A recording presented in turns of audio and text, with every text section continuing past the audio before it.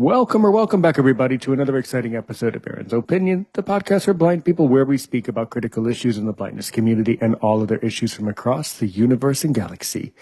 Today, we're joined by another great friend from South Africa, courtesy thereof Lois Strahan from A Different Way of Seeing. Thank you so much, by the way. Grant Matthews joins us. Well, he's got quite a story. You've had quite a life so far and a lot of life ahead of you, but you've learned a lot of lessons along the way and throughout your journey of life. So, of course, I will ask you the question I ask everybody here on the show. Who is Grant Matthews? You can tell your whole life story and tell me everything you want me to know and don't tell me anything you don't want me to repeat. So there you go. I'll mute the microphone and sit back and listen to your beautiful story. So go right ahead. Absolutely. Okay. Hi, everybody. My name is Grant Matthews. I'm a South African, born in the early 1970s. I led an active lifestyle up until 2018. And what I mean by active lifestyle, I did things like whitewater rafting. I used to love camping. I love the great outdoors in the bush. Did skydiving, things like that. And in 2018, my whole life changed. It was almost as if life itself decided to get me off the hamster wheel and push the reset button and start again. However, something that I've got to put in, it's almost as if a veil was lifted at the same time. Because now I do not rely solely on eyesight. Well, I do not rely on eyesight at all anymore. What stands out to me, specifically with people, it's the inner being, who they really and truly are. And yeah, so it's been quite a curve. After I became blind, I realized, well, hey, I can sit in a corner and cry, but it's not going to change anything. It's not going to improve anything.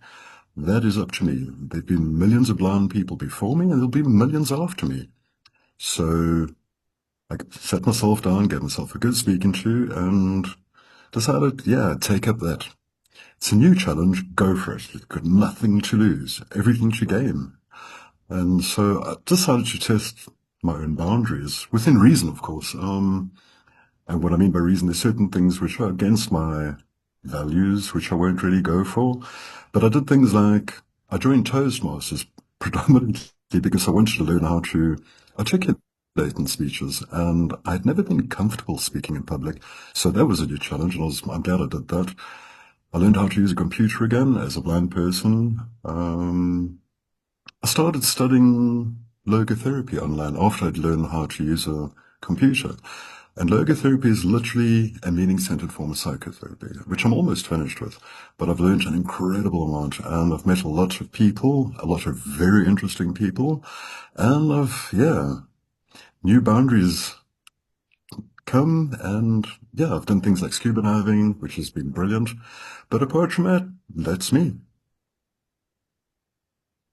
Really excellent. Absolutely. You know, perhaps I might have missed something that you said. You said that you started out, your life as a very active person. And around the year 2018, you became blind. So I think I might have missed it, maybe, or perhaps you didn't fully say. But, in my case, I was born blind with glaucoma and a congenital heart defect. So, Grant, can you tell us more about exactly how you became blind, actually, and what the onset of that was like? You smoothly glided through it, but I really like to get under people's skin and get the real details. Yeah, I became blind. I am blind because of optical nerve damage. Many people have said to me, that must have been incredibly difficult. Um, Personally, I believe I'm fortunate that I had the opportunity to see and do things that a lot of people never will. So yeah, there are things I'll always miss, but I'm glad I did see and do the things that I did because now I wouldn't be able to. So I damaged my optical nerves, and there's no repairing of optical nerves, not at this point in time, not in medical science. I did not want to believe it, so I literally went to 3 different ophthalmologists, and they all told me the same thing. I still didn't want to believe it, so eventually I went to go and consult a professor in ophthalmology. And after they told me, well, sorry, there's nothing we can do, I had to accept it. And that's when my life started changing, yeah. Sure, absolutely. So, and if you don't mind me asking, so how did you damage your optic nerve? What happened? That is my own fault. Uh, I was working, and the one day I wanted to change one of my off days, I wanted to change the curtains in the bathroom. And it's like a stretchy kind of wire thing that you put through a net curtaining. Sure. And I hooked the one end in, and I just could not reach the other end. And instead of going to fetch a ladder like most sensible people would do, I took a plastic garden chair and stood on that to reach up and hook the other end in. But while I was doing that, the one leg broke off, and I fell backward. The one leg of the chair broke off, and I fell backwards and struck the back of my head against the corner of a wall. At first, nothing was wrong. I threw the broken chair out, went and got another one, completed doing what I was doing, made dinner, had a shower, got into bed, and it was only the next morning when I woke up that I knew something is wrong. Oh, Well, at first I didn't. I thought that, well, maybe there's a power outage in the area, or the lamp next on my bedside lamp is blown. And it was only when I walked outside and I realized something is wrong. And what induced me to realize that was the moon does not warm your skin, the sun does. My skin was getting warm and I still couldn't see. And then I thought, what now? that's really weird. That's really fascinating, man. So basically, this small accident, you hitting your head, you must Yeah. have hit your head really, really, really hard. I mean, that's terrible. But these things happen. Yeah. Okay. All right. So these things happen as we walk through our journey. Absolutely. So then what? So then you realize that you couldn't see. You noticed that something didn't look right, and then what did you do? I was renting in the back of somebody's property, so I made my way around to the main house, fell over many pot plants and stuff because I wasn't used to navigating life as a visually impaired person, and knocked on his door. When he answered, I said, "Hey, something is wrong. You need to call a doctor. Something is terribly wrong. I can't see you." And so I ended up in the hospital for 2 weeks where they ran a bunch of tests and batteries of tests. And then, yeah, they just said, well, we don't know what's wrong with you. They did MRI scans and all that kind of stuff. And they sent me to the first ophthalmologist. And that's how it all came out. So they sent you to that ophthalmologist, and then they said, yes, you've definitely damaged your optic nerve beyond all recognition, beyond repair. Yeah. Unfortunately, when the optic nerve is damaged, even in the United States, we still can't fix it really. So this is still a problem. Even in America, this is a problem. Yeah. Even Yeah. today, this is a problem in the United States. Yeah. Yeah, it's very frustrating. Okay, and then what? So you went to this doctor, then you discovered that you're blind, and then how did you kind of adapt to being a successful blind person and things like that? What actions did you take, and really walk through some of those experiences in your journey? Okay, when that was first told to me, when they said that to me, and they said, you need to come back in 9 months because you just want to see maybe something has changed or whatever. And that is what prompted me to go to the next two ophthalmologists. I thought, there's no bloody way in hell I'm going to wait 2 months because if it is physical damage, maybe it can heal. But if it heals with a scar, it might be permanent. So rather let me cover my bases. So I went back, the ambulance dropped me off at home again. And at that stage, I was on my own. I'd been divorced for more than a decade by then, so I was used to living on my own. And I felt incredibly sorry for myself. It was literally, how can life be so cruel, so unfair? And it was only when I realized, well, yeah, it can feel like it, but it's not going to change. It's not going to prove anything. The task is up to me. And yeah, so I started learning how to do the basic things like cooking, but like really basic foods. Like cook an egg and like get a slice of bread, like put some margarine or butter on it. And I was working in the retail industry, so a lot of these salespeople would come and see me and ask if I needed anything. And that's how I got most of my shopping done at that point in time. And that's when I started looking for organizations for the visually impaired and blind, and I came across the National Council for the Blind. And so I registered there, but they were where I was living approximately 100 miles away from them.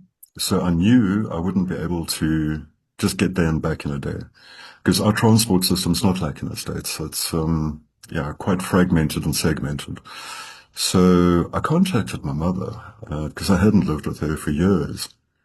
And I asked her, could I stay there for a couple of nights? I just want to go and register at the National Council for the Blind. And then I explained what had happened and why I wanted to do that, because she couldn't understand. The healthy son, and all of a sudden he wants to register at the Blind Council for the Blind. And it was within a day or two of staying there, I realized something was wrong with my mother. She was doing really strange and odd things, completely out of character for her. And so I called her doctor, made an appointment, and they referred us to a neurologist. They ran a battery of tests. It came back that my mother's got dementia. And that put me back into that thing, oh man, I'm blind, that's hard enough to deal with. Now I've got to learn to deal with this as well. In a manner of speaking, that put me in a position where I had to learn pretty quickly how to take care of somebody who took care of me for the majority of my life. When I was a kid growing up, somebody who cooked, made food for me and all that kind of stuff. So within a year, I managed to learn to do all the basic chores and get around. Because I can do online shopping, but I prefer walking. You can get to interact with people that way. And it actually induced me to learn a lot quicker than what I would have had I been left on my own. Absolutely. You are 100% right. Yeah. Dementia is really frustrating. Someone we know, I know somebody who has it. It's very, very, very frustrating. So yeah, that's tough. That's definitely tough, but you definitely have to keep walking and keep moving forward. Absolutely. You do. Yeah. Mm-hmm. You were saying how you did a lot of active things, before 2018, before you became blind. So why don't we kind of rewind, and why don't you walk through, your young adult life and what you did in university, and then what you did when you started working, and then all the active stuff you did. So kind of what happened before 2018? Why don't you walk through that? Okay, when I finished high school, in those days, when South African males finished high school, it was a conscription to the military because the South African border war was still on in those days. And the only way out of it was to do an apprenticeship or go and study something. And I had no idea what I wanted to do with my life. So I did an apprenticeship as an artisan. And then I heard about new technology that was coming in. PLCs, programmable logic control systems, and I wanted to learn about that because it wasn't something freely available. I'm talking about really early 90s. So I started working in a manufacturing plant, installing new equipment, to figure out how this stuff works. And I got offered a job. I worked as a production manager in a manufacturing environment for more than a decade. In that time, I got married, had a child, got divorced. Then I saw the writing on the walls because imports were coming in from China and Brazil cheaper than our manufacturing cost. And so I quit, went to the bush, and I did my diploma as a ranger, and I loved that. That was the best time outdoors I've ever had. I was staying on reserves with like lions running around. It was amazing. It was beautiful. And it was when I got into my mid-40s, I realized I cannot carry on like that. I need to settle down, and especially because I've got a son and I want to see him. And that's how I got into the retail industry when I went blind. Absolutely. Yeah, that's so beautiful. I've actually been to Swaziland. I've actually been to Eswatini, by the way. Okay. And I've actually been to one of those reserves, and my Jeep was actually chased by an elephant. So yeah, elephants are amazing. They're truly being out in the bush in Africa is a truly spectacular thing. It's an absolutely beautiful, beautiful, beautiful experience. There's just no other way to it's the epitome of beauty and the epitome of life for sure. Yeah. How did you yes? Mm-hmm. I was fortunate in the last main reserve where I stayed on, which was a large reserve, privately owned, but it was 51,000 hectares. And this guy had the big five on it. And on the last 2 nights that I was there, a few of us, I think there were 3 or 4 of us, we decided, no, we want to go camp out. So we went to the top of a ridge and decided we're going to camp under the stars, made a fire, had a barbecue, watched what we could of the nightlife, but like woke up really early in the mornings and watched the world come to life around me. And I am so fortunate that I was able to experience things like that. Nobody that I know, apart from that 3 that went camping with me, does things like that. And it was incredible. And I know I'll never have the opportunity again. And there are so many that will never be able to. That's why I say I'm fortunate. I did things like that. Yeah, yeah. Watching the savannah get up in the morning is truly a spiritual experience. Absolutely. Yeah, yeah. That's so beautiful.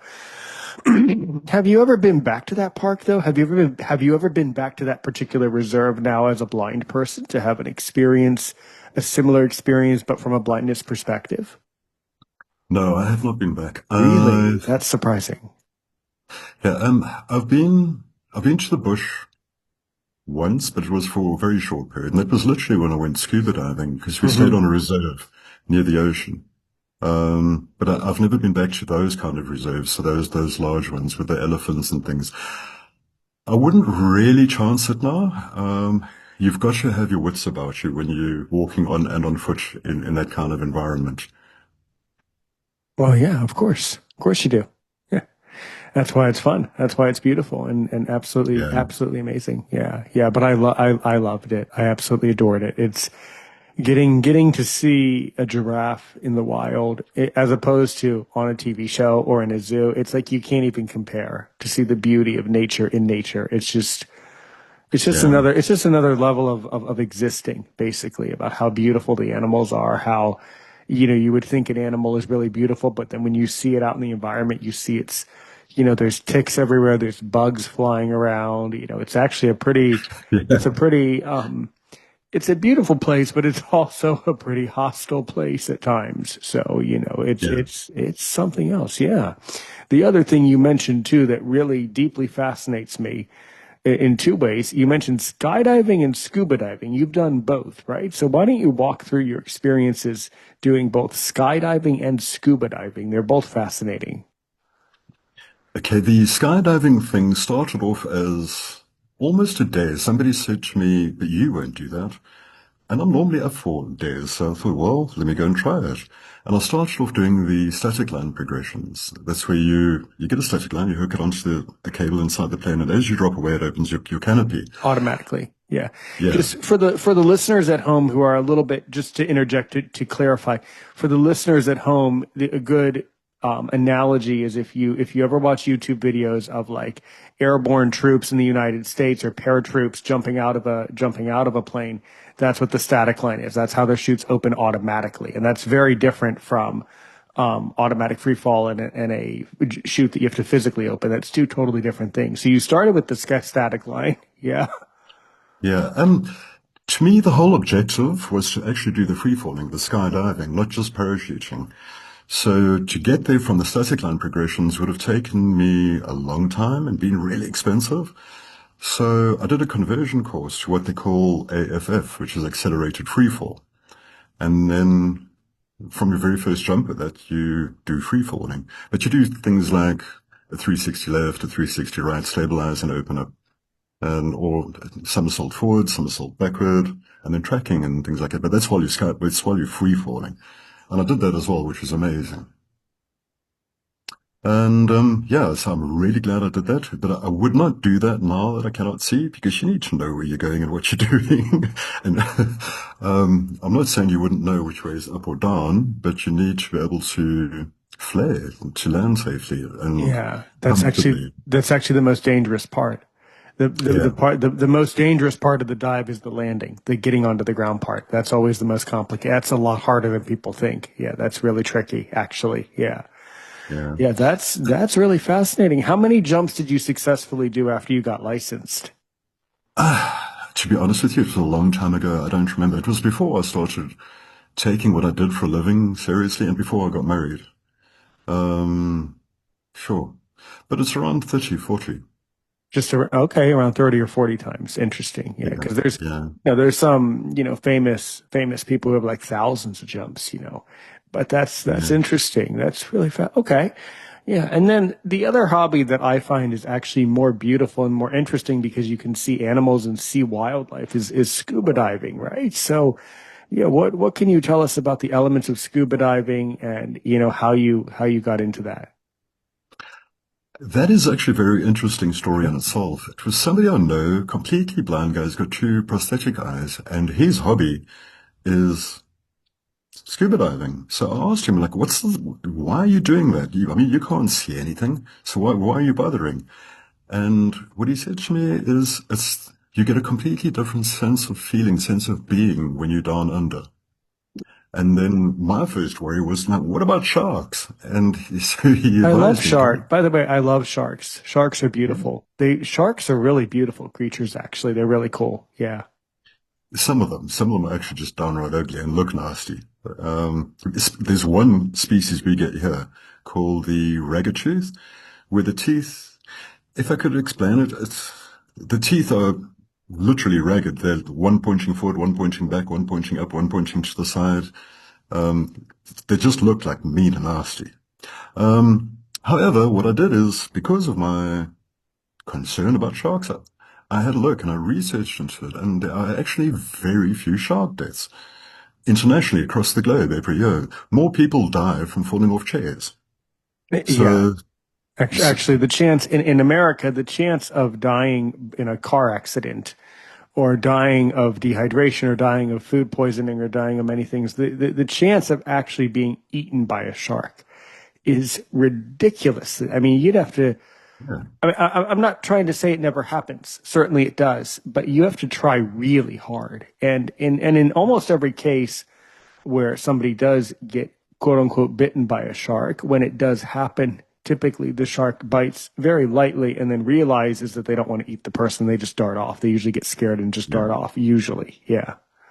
yeah, that is true. So anyway, he convinced me. His name is Leon. He convinced me, well, come try it out. And because I hadn't done it before, they arranged a safe environment, which was literally a very deep swimming pool where I could put the gear on, go down, learn how to breathe underwater and things like that. And I did that and I loved it and I wanted to try the ocean. But then uh, the regulation laws, you've got to do a whole course and certify before they take you into the ocean, which I don't really have the time for. And so I said to them, I'd love to try, but I can't do it. I don't have the time or the funds, literally, because it's not a cheap hobby. And it was about a year later, I got a phone call, literally this year, June, beginning of June. And I was asked, like, what are you doing mid-July? They said, no, I've got nothing planned. Why? What's up? They said, well, we're going to come fish at home. We're going to take you to the ocean. Come try scuba diving with us. There's a whole bunch of people. We're busy training what they call dive buddies. Now, what that is, the organization is called Handicapped Scuba Crew. And they specialize in taking people of all disabilities down, be it from quadriplegics to blind people to deaf people to people with epilepsy. So the person who goes down with you is experienced in aiding people with disabilities. And yeah, I had an absolute blast. There was one shark, I believe, I didn't see it, a reef shark, but it was 30, 40 meters away, so it didn't bug me. But I was very lucky. I got to touch coral, which most divers are not allowed to, but being visually impaired, they allow you to touch certain things.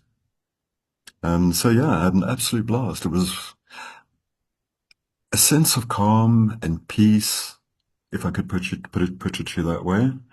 And when I got out, there were sighted people that I could speak to. So it's like an inclusive thing. And being part of a community. It was absolutely great. Yeah, that's really beautiful. Yeah, I've done the other hobby that's similar, not comparable, but similar is snorkeling, and I love Oh, yeah. snorkeling is actually really cool too.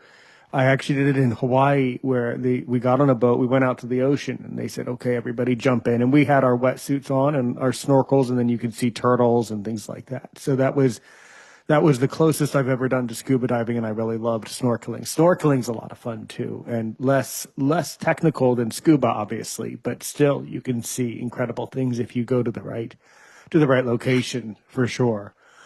Yeah. Yeah, Jen. What Yeah. Hmm. what was great is the dive buddy that went down with me. He's a very experienced scuba diver, and he was explaining things because you figure out a tactile means of communication, Hmm. and what I was very surprised at is the amount of sound underwater. Even the coral makes a noise, like a crackling sound. Yeah, Uh, absolutely. and there were whales. Whales, I'm just trying to think miles, probably about 12, 13 miles away. You can hear them from 12, 13 miles. Because Sure. I heard this and I thought, what the? And afterward they explained to me like what it was. But apparently there was a loggerhead turtle playing with a moray eel as well that everybody was looking at, which I didn't see. And they didn't want me to go and touch eels. Nah, thank you. But it was great. Absolutely. Yeah. Yeah. The most impressive scuba diving story I've ever heard, of course, is My Octopus Teacher from Netflix. That's a great one. Surely you've watched My Octopus Teacher, right? Yeah. Yeah, that's a great story from South Africa too. Yeah. Where Okay. that guy went down and basically befriends an octopus and they have a whole beautiful relationship under the water. It's actually really sweet and really touching. Well, that's good. How so now today, how much contact do you have with this scuba organization and how many dives do you do today, to keep up with the hobby? Um, I would love to do it as a hobby, but I must see how I'm going to get at it because it ends up being quite costly for somebody in my position because I lost my employment and things like that. So I don't really have an income to support that kind of thing anymore. Sure, So sure. so I've got to see around how I'd love to do it, but I have to see how I'd be able to finance it. Yeah, no, I understand. I understand that. Yeah, that's the problem with scuba diving. That's what people don't understand is it starts out not expensive, but it's actually very expensive. The equipment that you have to buy the Yeah. good equipment that works safely, you have to buy the expensive equipment. It's you can't cut corners. That's the problem. Yeah. No, you can't. Which Yeah. which that's why most people don't really get into the hobby or keep up with it because it's just too much trouble and too costly for most people. Yeah. Yeah. That's deeply fascinating. And there's quite a bit of trouble. I'm not sure about the laws in the US, but here, even your scuba tanks, every year you have to go and have them pressure tested and tested for rust and Oh whatever yeah. defects. Yeah. In the So, States, I mean, I'm sure, I mean, I don't know because I don't do it, but I would love to. I mean, in the States, it's similar. You have to have a license to do scuba dive. You can't not have a license. yeah, I mean, I guess if you have your own swimming pool and you buy the equipment, I guess technically nobody can stop you, but you're really supposed to have a license and yeah, go through the course. There's a practical course where you show the instructor you can use the equipment, and then there's a theory that you have to pass, and there's levels yeah, of it. There's levels of experience that they go through, but it's quite a hobby for some people. And yeah, if you're good at it and you get the right equipment and you do it safely and you have a good relationship rapport with the other divers, it's great. But a lot of times, a lot of weird stuff happens too. So yeah. yeah, But I'm glad there's regulation. I'm really glad for that because in America, there are some people who sometimes can be irresponsible, believe it or not. And I'm sure you can believe it. People say, "Oh, well, my tank is fine, my equipment, it's just a little bit rusty," or they would say, it's just a little old. yeah, That's a pretty common thing. So yeah. after all these, yes. The thing of people being irresponsible, that's everywhere. Yeah, you get. There was a saying that I heard: people should wear T-shirts that say like like I don't listen or I'm stupid or something like that. Yeah, But the only logical problem with that is that people would never wear T-shirts that admit that. But I believe it to be true, as was said, because I'm a teacher, and so I speak to students every day from all over the world. And once I was speaking with a doctor, a medical doctor, yeah, and he was aware of my blindness and aware of my situation, and he said something to me that was very profound, and I still say it to this day. every person on planet Earth, every person has ability and every person has disability. Yeah. So we all have to accept that everybody's a liability to some degree or sense of the imagination for sure. Yes, that is true. Absolutely. Okay. All right. So after these adventurous hobbies, these fun hobbies, what are some other hobbies you have pursued in your life besides the skydiving, scuba diving? What else? Um, okay, I'm the kind of person I always used to, the sport I used to love playing was squash, which is similar to racquetball in the States. Mhm. Uh, so every day I go walking. Believe me, I like eating. So I'm physically quite active. And that's really, really good for me. Well, it works for me.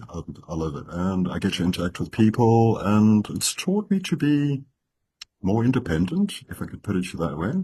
Yeah. And in between that, I started teaching myself, and I've pretty much learned how to use Audacity. Oh, So, that's great. yeah, I'm pretty good with that. And now it's the next step, which is Reaper. Grant, I forget, mate. Are you a podcaster yourself? I forget. No, I'm not a podcaster. I Oh, was looking at that, and in our country, it's very politically orientated, most of the podcasters. So I trying to avoid anything political. I'm not a political being. And so yeah, and apart from my life, I don't know what else to speak about, to be honest with you. well, I know. Well, okay. Well, the reason I asked about the podcasting, generally when people use Audacity or Reaper, it's because they're podcasters. That's why I asked that. I mean, sure, you could use those things without podcasting, but generally, hold on one moment, just one second. Generally, if you use those software, you're probably creating a podcast.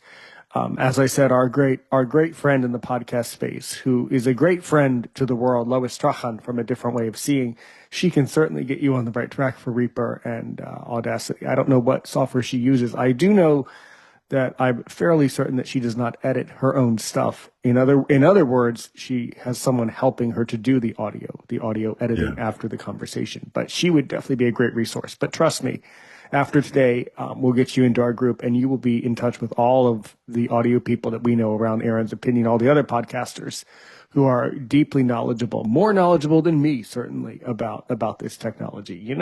I'm not really a high tech guy. I just plug in the microphone, push play, and go. And yeah, and that's fine. That's me. Some people are more are more like artistic and are more technical and things like that. And I think that's great. Everybody has their own way of doing. Everybody has their own way of expressing themselves in the space, and that's why it's compelling for so many people. Yeah. But yeah, yeah. that's really, really interesting. So if you're not a podcaster, then what what cracked your interest, or what made you interested in Reaper and Audacity? Yes. How that actually all came about is a lot of people said to me,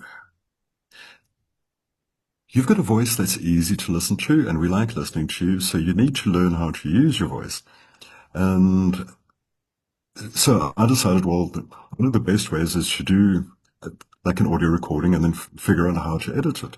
Because I've always just been that way. Like, I'm a pretty independent kind of person. And that way I can manipulate it the way I want, if you understand what I'm saying. And Why that's, don't that's, well please go back. I didn't quite understand. Please explain for the listener what you meant. um, I can do a recording and I could change pauses to convey meaning or information as I deem necessary and fit. So you can go the sound engineer route or audio editor route, but it's not going to be originally yours, if you understand what I'm saying. Sort of, yes. Vaguely. Yeah, yeah, I kind of do. Yeah. Yeah. So I started looking at audio description. I actually sent the National Federation of the Blind in the States a mail today and asking because they've got an audio description institute. hmm So, so just to find out how it works and all that kind of stuff. And Yeah, see, So if you're, who knows? well, let me phrase it to you this way. So are you interested in participating in audio description? Yes, I am, most definitely, yeah. Oh, well, why didn't you talk to me sooner? I'll put you in touch with the right people. Oh, For one, geez, sorry. Yeah, I didn't want to bug and nag you. I just met you. I didn't want to really start like saying, "Hey, please do," you That's know? true. That's true. No, no, no. I totally get you. I totally understand you. No, no, no. But see, I'm very open about that. I'm very open and I believe that it's okay to put people in touch with the right people if your intentions are in the right place, and mine and yours are. Um, do you know Jeremy Opperman? Jeremy Opperman, yeah. We've spoken once or twice telephonically, and I've listened to a few of his webinars where I've Yeah. attended, Yeah. but that's as far as it He goes. is Yeah. a spectacular advocate for audio description in South Africa. He's been on the show several times. Did you listen to our episodes that I did with him? There's like three different episodes that I put together with Jeremy Opperman. Did you listen to those? Okay. Yes. Did you? Um, no. As far as I know, Jeremy Opperman lives in the Western Cape, in the same I'm, area I'm not where sure. some Strachan lives, that area. I'm not sure with the geography. I'm not sure. Hold on one Yeah, second. I must actually get hold of him again because the last time I spoke to him, it was in the midst. I was busy with the practical counseling of the logotherapy, where Right. Sure. I literally had to go and counsel people, and that was the practical side. Now I'm busy Hmm. on the final phase, and I was speaking to Jeremy Opperman about that because it was also about accommodation for the visually impaired or people with disabilities, because that's Absolutely. another vastly different thing. In the States, you guys are kind of organized, and here it's incredibly difficult, and the situations are not good. Sure. Sure. Sure. Sure. Um, I would not say I would not agree that we are organized. I don't think there's any society that's organized. I sort of see what you mean, but perhaps maybe not. But no, yeah. Again, later I will send you some of those episodes that I put together with Jeremy Opperman because he would give you a lot of knowledge and a lot of inspiration. He did one. Him and I spoke about audio description, and then I got him to come back and do a history lesson about his family and his whole family tree and the history of South Africa. And he's like you, he's a brilliant person in society and has contributed an enormous amount yeah, to knowledge. And so, no, that's why I was asking. yeah, please do. Please send those to me, and I'd Yeah, love to take a listen to them. yeah, he would be a great contact for you for sure. Yeah, yeah, absolutely. Yeah. That's very interesting. I mean, and what do you think you would do? Like, what would be your dream project in the audio description space if you had the chance to participate? There's a lot that you can do. What do you want to do in audio description? To be honest with you, I don't know what's available. I'd do anything that is meaningful and aids people. Whatever makes other people with visual impairments feel more included in society. I'll do Sure, whatever I need to. Yeah. sure. Well, I mean, I think it's important to consider that there's a lot of projects that audio description, and it sounds like a bit of an oxymoron when I phrase it this way, right? But audio description can be a visual thing. In other words, many of the people that are putting together the audio description are sighted people who are using their voices to interject narration into film or TV shows. And that can and does require, at least I think, or I've been given the impression that does require a substantial amount of vision and visual coordination. So some of that is visual. The other truth about audio description is a lot of audio description is not visual at all. There's audio quality control you could do, quality insurance, quality engineering, right? There's a ton that you can do. You just have to find an appropriate project because there Yeah. are a plethora of projects that can be done and that are needing to be done, but you need to find the project that is most suitable and most amicable. French is my second language. I forget that word in English. Amicable, like the most suitable to your needs and to your skill set. Yeah. Absolutely. Yeah. Yeah. Yeah. I Hmm. must look into that because I'm not quite sure where I'd actually fit in the best. Because yeah. So please, yeah, I will actually have a look at that this evening. I'll see what I can find because Cool. here I know the sun's going down, so we're pretty much into evening. But that's what I'll be doing this evening. Thank you. You're very welcome. Absolutely. No, I'll definitely connect with you later today. And do you prefer listening to a podcast or just watching the YouTube videos? Even if it's a video like on YouTube or something, I end up listening to. I can't see what they're doing. Oh, okay. Well, then I think I would give you the audio. I would give you the Apple podcast so that you can hear the Yeah. intro and hear the outro and hear the full experience of that. That's really cool. All right. All right. And then to go back to something that happened. So you said though that you worked in retail. So after you, hold on. After you became blind, you worked in retail. So exactly what have you done in the business world, by the way? You obviously worked in the business world for a while too. Why don't you talk about that? Um, I was in retail, and personally, I'm a teetotaler, as in do not drink alcohol at all, out of choice.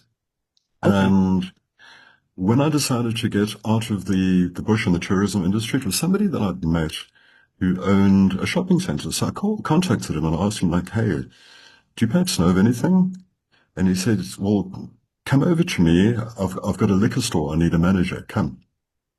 And so that was a challenge because it was an environment I knew absolutely nothing about. I had no experience in it either. And yeah, so I did very well at that. In the area, it was the eastern side of Johannesburg. Within a year, I'd taken the store up from sales volume and the large liquor retailers, and I'm talking about Esso breweries. It's well the main beer brewer in the country. I'd gone from number 46 to number 3 in the area, and I'd almost doubled the sales, which was really, really good. But that came from interacting with the customers because it wasn't just a purely business thing. That people came back because I don't know that they felt welcome, and it wasn't the cheapest, but I did really well at it. So yeah, it was good fun. I see. That's very entertaining. Why do you think people felt unwelcome or why didn't people feel welcome? That's very silly. Yeah, I'd made, if I could put it to you this way, I'd made a lot of friendly acquaintances with customers. So they used to pop by. Somebody's wife would go to the hairdresser, and the hubby, not having anything to do, would come in and chat and invariably buy some beer or something like that, and vice versa. Like the wives would come, but it was on a purely distant from business, if you understand what I'm saying. Business, that was it. And yeah, so I got on really, really well because even after I became blind and I wasn't working there, people would come visit me at home and say, hey, where have you been? We've been looking for you. We found out where you live. So that's why we came to check up on you. So it was amazing. I see. That's very interesting. Yeah, yeah. That you had this sense of community there. That's really really encouraging and really good. Yeah. I Yeah. mean, just like anywhere, in the States, um, just like it is there, or similar to really how it is everywhere, the majority of the blind people live a relatively isolating life. Yeah. So it does become very, very difficult, because as I've told people, now in my case, I was born blind, so my life is very different from yours. But when you're born blind as a little boy, you don't notice that you're blind. When you're a teenager, you have so many problems as a teenager, you don't care. When you're in your 20s, you care even less because you're angry about the world and wanting the world to revolve around you. And then when you're around my age, when you're around 34, you start to notice. You start to notice and you start to become self-aware. But that's just me, and that's just in America. An American person grows up very slowly in comparison to other societies. It's a very slow maturation, a very slow maturing process in the United States. You're treated like a child until you're in your mid 20s. So it can be very difficult for people in the United States in a very different way. But yeah, that is all.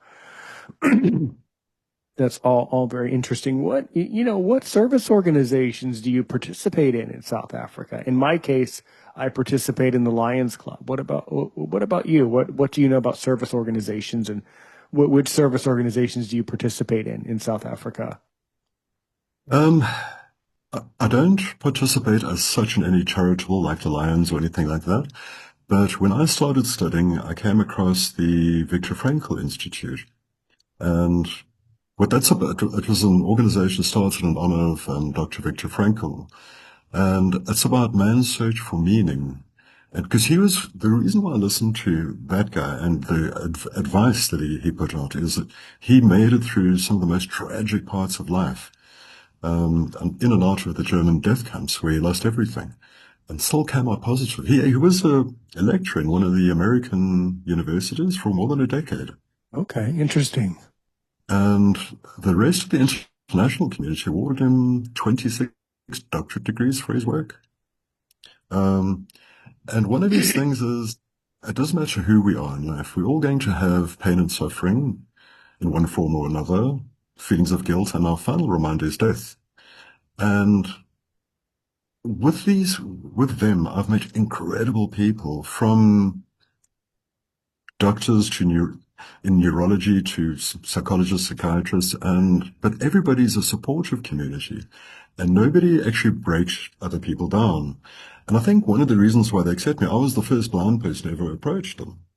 Well, in South Africa anyway. I'm not sure about the rest of the world because I know they operate in the States as well. I think their HQ is in Dallas. I'm not entirely sure. I mean, I believe it. I'm sure it's a great organization. I've just never heard of it. Yeah. Yeah. And it was with them where they got me to go out and do actual counseling. But because I'd been on the path where I felt I'd lost it, well, I literally felt like I'd lost everything when I became disabled.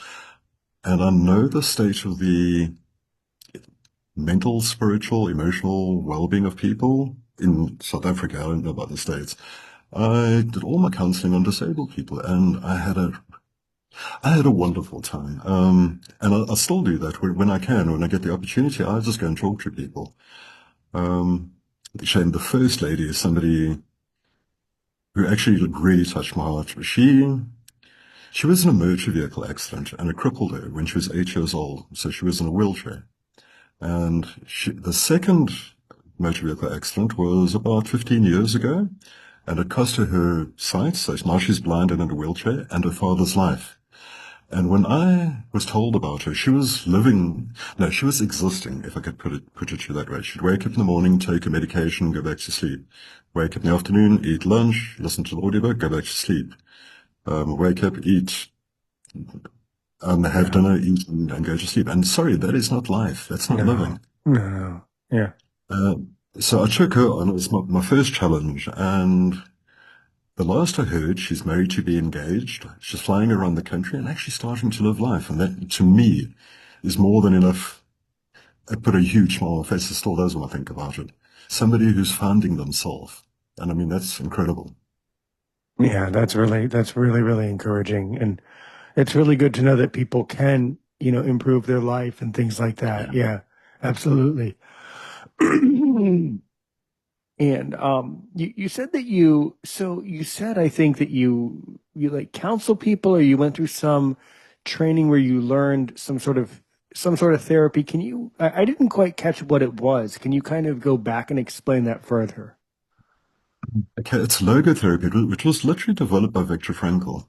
Okay, And it is a form of meaning-centered psychotherapy. As in everything that happens to us has a meaning. And it's something which I apply to my own life. When I lost my sight and I felt incredibly sorry for myself, in a sure. terribly bad space, now that I look back on it, is what did it mean to me when I lost my sight? Because there's a lesson. I can either choose to learn from it and move on, or I could let it crumble me. And that's a choice. And with the with aspects of logotherapy, we are always free to choose, but with that choice comes the responsibility of the results of our Right. choice. Hmm.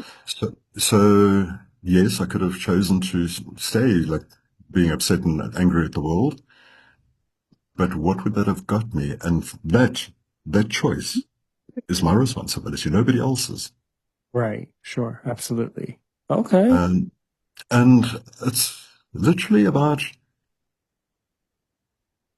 living your life with a sense of responsibility, but with a purpose, a meaning, something outside yourself, something bigger than just you. And the way I look at it is we all have bad days. Um, but if I've got a reason to get up, I'll get up no matter what. And that's what spurs me on. Yeah. Our lives need meaning. For sure they do. Every life needs meaning. And the reason why we have our life is to find the meaning, you know. Yeah. And then my spiritual philosophy about it is then when you know the meaning of your life, then you're at the end. Then that's the end of the story, you know. But all of that is incredibly interesting. Do you still practice this therapy today? Do you still counsel and help people today through this therapy? Yes, I do. I will send you. It's a little bit large. I cannot send it on email. The second scuba diving video clip, and shame, it was a lady that I met there. Oh, And okay. I would love to see your, yeah, I would love to see your scuba diving. I would be fascinated to see that. Did you ever put any of those scuba videos on YouTube, or is there a YouTube channel that would show this? Because I'm fascinated by the scuba diving too. Absolutely. Yeah. I will actually ask the organization to do it because they get a little bit uptight with me when I post their stuff everywhere. And I know they've been Yeah. going for a while, but Hmm. I think it's them trying to get their marketing and branding sorted out. I'm not quite sure. Yeah, I would think that especially a scuba organization, I would think that they would definitely want their own YouTube. I think they would love to put their stuff up. It's very beautiful. It's very colorful. I think they would love to have a Yeah. YouTube. I'd be shocked if they didn't. But yeah, if you can get them to put up a video of you scuba diving on YouTube, that would be really fast. I would love to learn from them. I would love to see that. Yeah.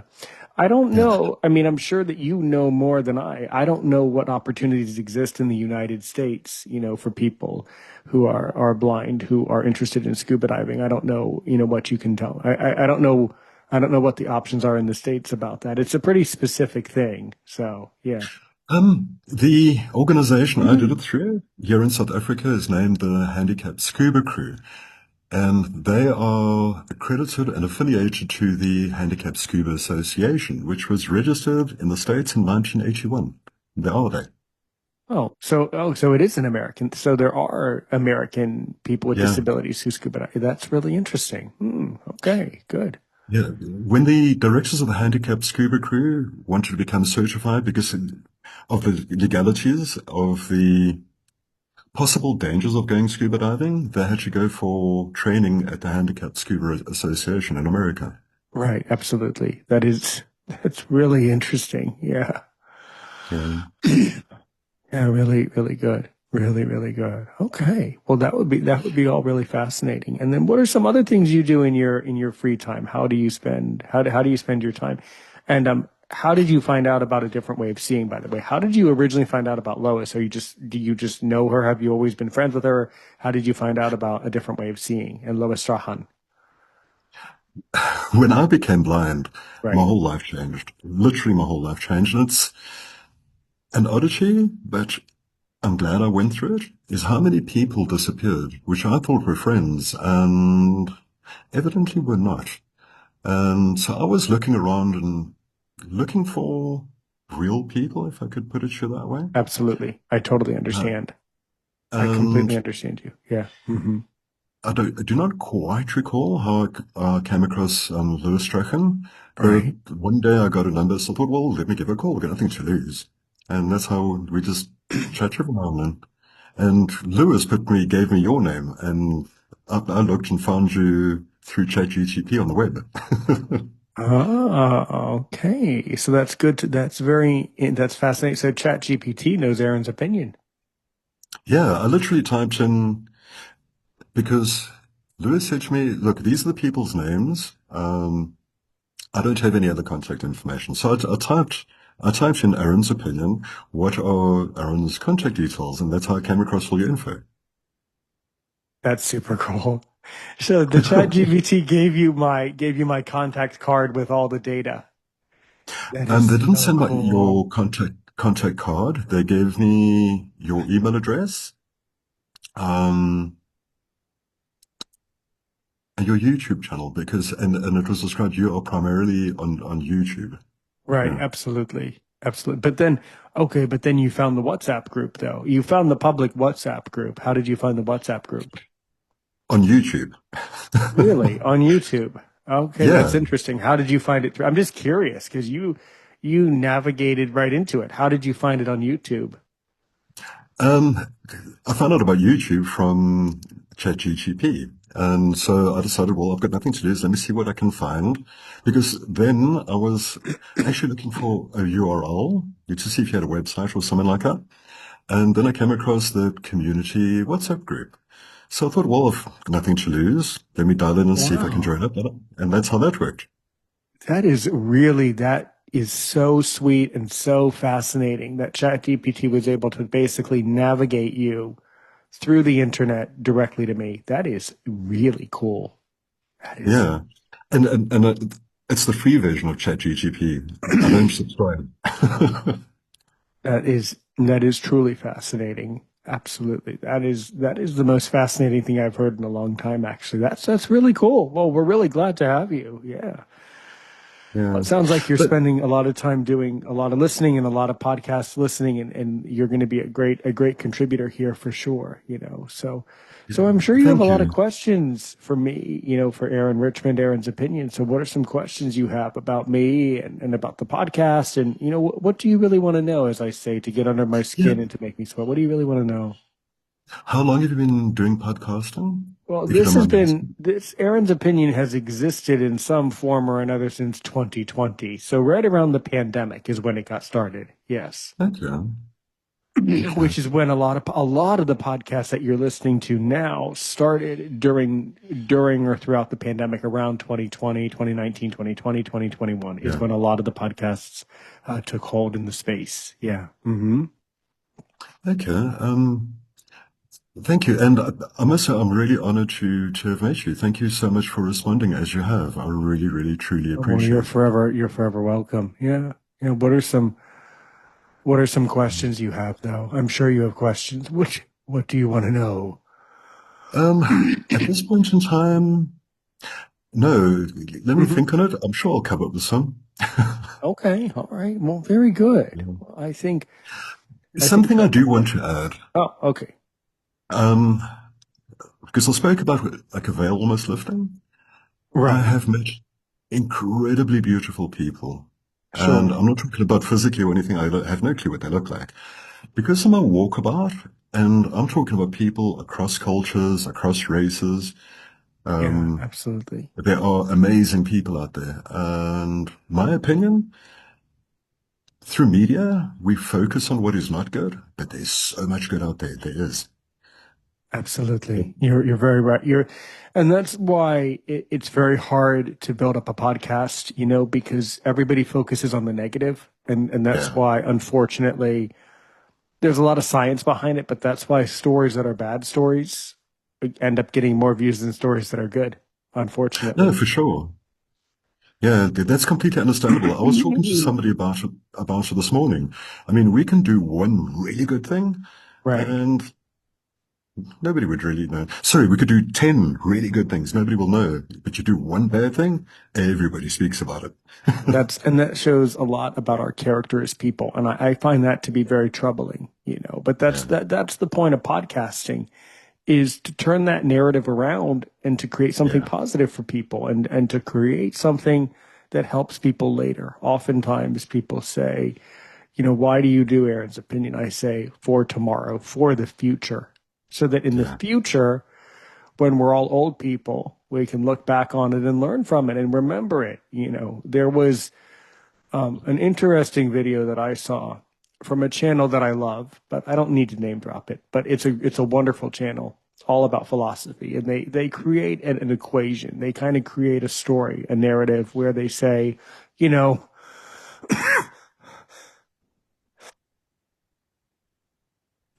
they say, you know, they kind of create an imaginary character. We'll call him, you know, you know, John Smith, and we'll yeah, say that John Smith was a famous musician and he had his music on Spotify for many decades and many decades, and it was saved, and it was saved in artificial intelligence until thousands of years later, somebody in the future finally deleted the very last file of John Smith, and then John Smith disappeared permanently. So that whole story, and of course I didn't tell the whole extent of it, but you get the idea. It's Yeah. important for us to speak now Yeah, it because is. because thousands of years from now, there will be a time, there will be a day in the future of the universe where eventually someone pushes delete and the name Aaron Richmond or Aaron's opinion will poof disappear. The name Grant Yeah. Matthews disappear permanently, and they'll forget. Permanently. Yeah. Or the other intellectual thing that I struggle with is, and I have a lot of questions about my past and ancestors. I always wonder about that, like who my ancestors were from hundreds of years ago. And I like to think that they listen to Aaron's opinion spiritually, and I'm sure they do. But it's interesting because there are people from your past that you never met and never will, but they still are part of you. And there are people Yeah. in the future that you will never know, but they will look back on you. So that's truly the most compelling argument for why why we should be podcasting. It's because if we don't, then thousands of years from now, they won't remember us at all. And we want to make sure that they remember us for thousands of years or something like that, or some such story, Yeah. I don't know. It's Remember just us in a fascinating. good way. Yeah. Sorry. That's fine. Yeah. You want to be remembered in the right way, though. You're very right. And unfortunately, people are oftentimes remembered in a Yeah. bad way. Yes. I'm sure. Yes. That Yeah, is. and Yeah. one of the things that spurred me on, and it was just after I became blind and decided to get on with my life, and I Yeah. joined Toastmasters. One of the associate affiliate groups to the Toastmasters here is called Speechcraft. Okay. What's So that? I didn't know what I was going to be doing with my time. So I asked them, what is this? And they said, what we do is we break you people up into groups and you go to schools and you teach children how to research, compile, and deliver a speech. So I said, okay, well, sign me up. I'm in. And I got sent to a primary school, which means the children are maximum 13, 14 years old. And I was given a group of 10 children. And now to me, the challenge was, okay, first I'm a blind guy. It's the first time I'm doing anything outside of home as a blind person. So what I did is I went through the basics of how to do the research and cut it back, whittle it down to make it interesting, because you've only got, say, maximum 7, 8 minutes that you can speak. And what I did is I listened for the most withdrawn child, and it was a little girl. And this whole exercise was going to end in a gala evening where all the children went and spoke in front of their parents, the school teachers and Sure. everything. So what I did is had them compile their own speeches, and it started about 2 months before, because I'd meet them once a week. I wanted them to practice, so that they were okay with what they had to do and say. And on the first evening, because it was in the evenings that I was doing this, and the first evening, I asked this little girl, the one that was the most withdrawn, to please just be the master of ceremonies. And her response was, no, please, no, don't ask me, ask anybody else, not me. And I did not want to argue with you, so I left it at that. And somebody else did it. And the next week I asked her again. And she said, she asked me, why are you picking on me? I said, I'm not picking on you. I'm just asking, would you please do it? And who knows, maybe you make a big success. And she said, no, ask someone else. So I did. Then the third time I asked her again. And she said, okay, but what happens if I make a mistake? Now, the way I look at it is we're all human. We all make mistakes. I mean, it's part of being human. You make a mistake. But in that mistake, we get to learn what to do differently. Maybe what not we should not be doing at all. And my response is, and if you do make a mistake anyway, so what? You're busy learning. And it's Right. part of learning is making a mistake. If you never make mistakes, you're not learning. So she did it. And then on the fourth time, she came and she asked me, could I please do it again? So I said, yes, by all means. Then a few more practice sessions went by. Then it was the evening of the gala, and this little girl won second prize. So The next day, the school headmaster phones me and says, I want to know, what did you do to that person? So I thought, oh, hell, I'm in trouble. So I said, I don't understand. What are you asking? What happened? And he said, no, that little girl was too shy to stand up in a class and read out of a book. And now she won second prize in a public speaking gala. What did you do? And my response is, I did absolutely nothing. She did the work. All I said to her is, you're capable. And I got her to believe in herself. That was it. Yeah, that's so sweet. You know, in my case, if you can't tell, I love public speaking. I was actually born, well, when I was born, it's actually interesting. I was immersed in audio content from day one. My Okay. parents, because of my variety of health issues that you can tell that I have many health issues. My parents had to drive back and forth to hospital when I was just a little guy, just a little infant. And so Yeah. what they would do in the States at that time is they would put on talk radio shows and we would listen to the talk show hosts, one of which has several of which have passed away now. This is, 34 years ago now. Mm. I digress. It always sounds funny. I had a funny experience too, meeting with some relatives of my father. And my father's relative now is an older person who has children. And the children are all people who are born in 2015, 2010. And then they Yeah. meet Aaron, and then I have to say what year I was born. And then it occurs to me, I was born in a different century. I was born in Yeah. I'm from the 1900s. You're not even from my century. It's so funny, to finally get to meet people who are born, young people now, and they don't know what the 1900s were. So that's so endearing now. But to digress, I was immersed in audio from a very, very, very small young age, and so my whole life has been audio, Okay. up until 2020. And I was always listening to podcasts, but I felt that the podcasts for blind people were simply not reciprocating and not reflective of being open to opinion and being open to having a full conversation. And that really bothers me. So that's why I created this experience for you and many others around the Okay. world to give Well, you the well done. chance, to speak about what's important. And that's why it means everything to me. So that's the Good. why. That's absolutely the why. Yeah. Yeah. No, great. Thank you. I must say, I'm thoroughly impressed. It may be because of my experience. Um, Up here, where I'm at, I'm in the area called Gauteng. I don't know if you know much about South Africa. I've heard of that province because the majority of my episodes are downloaded in that province. I can see Oh, where the okay. downloads are. Yes. Hmm. And in my experience in the disabled communities, we are most frequently told what we cannot do, not what we Right. can do. And so, and it's also prompted from that little girl. I Hmm. believe we can do anything if we Yeah, have the faith in ourselves. absolutely. We can do anything. We can do anything we want as long as we set our mind to it. That Yeah, is so true. yeah. That's beautiful. Do you And still do you still participate with Toastmasters today and that whole organization? Do you still help them today?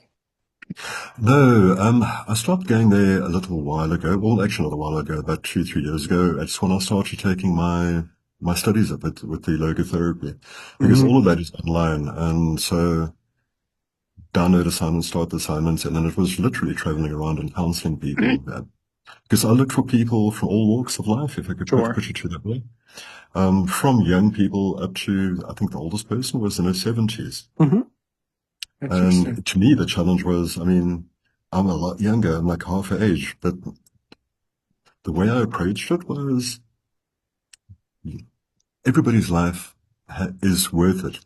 And so what if you make mistakes? And life's beautiful. Just accept the beauty for what it is. We all make mistakes, so yeah, we all regret things, but the beauty of that in itself is we get the opportunity to learn what we perhaps should do differently or not do at all. Right. Yeah, you're very, very right. Very, very right. And Yeah. so that I could not have asked for a better episode. I think we've really covered everything that you wanted to cover. Everything. I think we got Yeah. we got a beautiful conversation out of it, as I knew we would. But so what I want to know is, so if you can ask me only one more question To really make me sweat to see if I'm worth my salt as a podcaster, what do you really want to ask me? Aaron, you're going to have to give me time to think about that, because to me, you're worth your salt as a podcaster because I'm able to speak and converse and connect with you. If I was unable to connect with you, then I would have questioned it. But I can connect with you, so That's to me, very, you're worth your salt. it's very Yeah. kind. I graciously accept that. That's very, very kind of you and very endearing and very, very sweet. Very, very moving. Absolutely. Yeah. Well, thank you. Thank you for your So time. you are forever welcome here and here at Aaron's Opinion. And so if somebody wants to get in touch with Grant Matthews, how can you be reached? If you want to get in touch with me, you have my email address. You're welcome to send it out. Would you like me to say it out now? Sure, you can give out any piece of information, any contact you want people to use to contact you. You can give it out. Yeah, absolutely. Okay, it is GRANT, as in Grant, MATT, as in Matt, 26@gmail.com. All right, very good. I wish you the only thing I wish for you is further happiness and further success, Grant. So thank you for joining us today. And of course, Thank you. do you know how we end an episode here on Aaron's Opinion? What do we say? No, I have no idea. Well, I'll tell you. Thank you for listening. Have a wonderful day. And of course, help one person today, help 1 million people tomorrow.